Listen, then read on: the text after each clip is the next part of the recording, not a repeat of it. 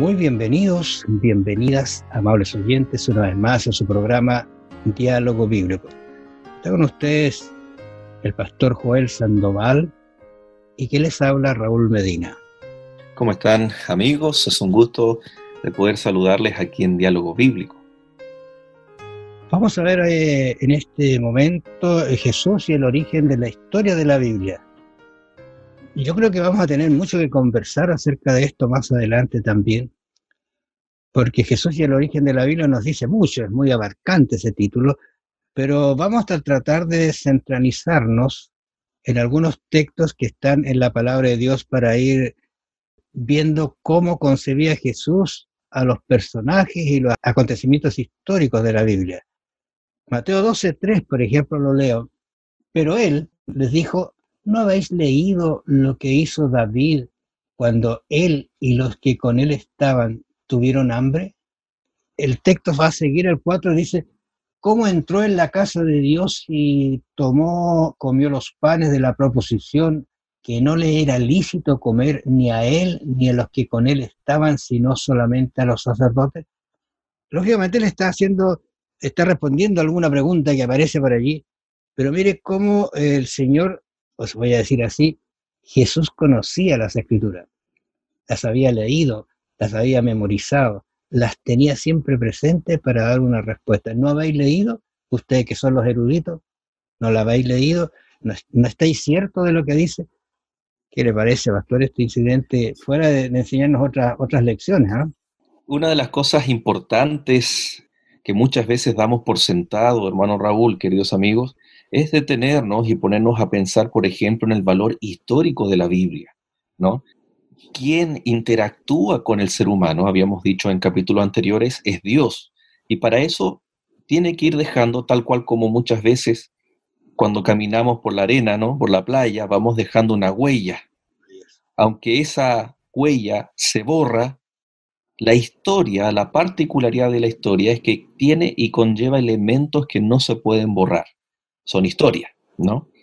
Entonces, acá nosotros vemos que Jesús, cuando considera las Escrituras, él también considera los elementos históricos, los detalles históricos, que es fácil de asimilar para el ser humano cuando está en el presente, en el tiempo de Jesús, para sus contemporáneos, para poder asimilar un mensaje, pero que está sostenido por elementos históricos. Por ejemplo, cuando el pueblo judío escuchaba acerca de Abraham, de Jacob, de Moisés, de David, como estos elementos que usted acaba de mencionar en la lectura, entonces para ellos les hacía mucho más grato y más accesible el mensaje que Jesús quería entregarles. Porque no solamente fueron parábolas, si usted recuerda, para llevar un mensaje, para explicar un concepto, como es el caso del reino de Dios.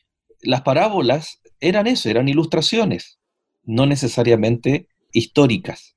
Pero cuando el Señor incorpora a personajes históricos, cuando incorpora situaciones que eran familiares para el pueblo de Dios, entonces el mensaje era mucho, mucho más claro, mucho más cercano.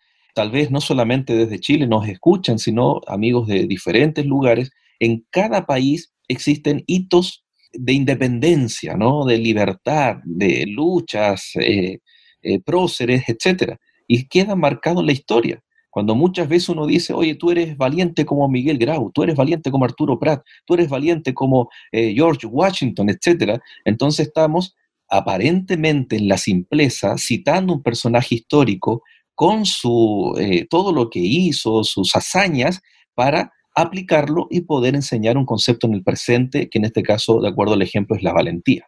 Jesús hizo lo mismo con la palabra de Dios, rescató estos elementos históricos. Ahora, no solamente elementos históricos, sino también respondió con la Biblia algunas cuestiones, porque hay un cuestionamiento a Jesús para tentarle. Dice: se acercaron los fariseos y le preguntaron para tentarle si era lícito al marido, digamos, repudiar a su mujer. Otros textos lo aclaran un poquito más, pero aquí Marcos puntualmente dice en el versículo 3: él respondiendo les dijo: ¿qué nos mandó Moisés? ¿Qué está haciendo referencia Jesús? A las Escrituras, al Antiguo Testamento, a la Escritura de Moisés cuando escribió el Pentateuco. Ellos dijeron: Moisés permitió dar carta de divorcio y repudiarla. Bueno, es todo un detalle. Y en el versículo 6, Jesús le dice, pero al principio, esto es bonito porque él toma la base del matrimonio como una entidad que nace en el mismo principio, ¿no es cierto? Pero al principio de la creación, varón y hembra los hizo Dios. Hacer otras aclaraciones más adelante, pero ahí está el principio, Dios respondiendo y tomando como base las escrituras. Estoy pensando, pastor, que él podría decir, yo digo, Exacto. tenía el poder para hacerlo, era el Dios, pero en ese momento él era un ser humano cumpliendo la voluntad de Dios y acotado, digamos, a la naturaleza humana para demostrarnos que como humanos nosotros también podemos ser como él. Existe una tendencia a nivel de los teólogos y los críticos de la Biblia con respecto a Génesis del capítulo 1 al capítulo 11, el cual es considerado como leyenda o mitología, como hechos que no son históricos ni reales, sino que son para dejarnos una enseñanza, una aplicación, etcétera. De ahí viene, por ejemplo, y lo vamos a estudiar mucho más adelante, acerca de la literalidad de los días de la creación, ¿no? La universalidad del diluvio, etcétera. Entonces, cuando Jesús mismo está citando a Noé, está citando, como usted bien menciona, el matrimonio desde la creación, a Abel, a Adán, a los personajes que están y las historias que están presentes desde el Génesis en el verso capítulo 1, digo, al capítulo 11, entonces Jesús le está dando el elemento histórico, no es leyenda, no es mito. ¿Hay elementos sobrenaturales? Claro que sí, pero eso no lo convierte en mitología, al contrario, es historia, porque Dios y Cristo es el autor de esa historia. Él fue el que estuvo presente en esos hechos históricos. Hay un incidente que yo creo que tiene que haberles resultado muy molesto a quienes estaban allí tratando de encontrarle algo a Jesús en Lucas 4:25. Lo leo, dice, y en verdad os digo que muchas viudas había en Israel en los días de Elías. O sea que está él recurriendo a un elemento real, histórico, ¿no es cierto? Cuando el cielo fue cerrado por 3 años y 6 meses y hubo una gran hambre en toda la tierra, pero a ninguna de ellas fue enviado Elías, sino a una mujer viuda en Sarepta de Sidón. Qué terrible de haber sido para ellos esa explicación, pero Jesús está tomando un incidente de las Escrituras para reforzar las respuestas a ellos en relación a las señales y las viudas, ¿verdad? Y el punto focal son 3 años de sequía. Así como muchas veces nosotros podemos decir, ¿te acuerdas el año 2010 cuando fue el año del terremoto? Pasó esto, otro, y comenzamos a hablar otra temática, pero nos situamos en la historia a través de un hecho. En este caso, lo que Jesús hace efectivamente es situarse a través de esta sequía que era un elemento histórico también. Pueden ser personajes, pueden ser hechos, pueden ser sucesos climatológicos.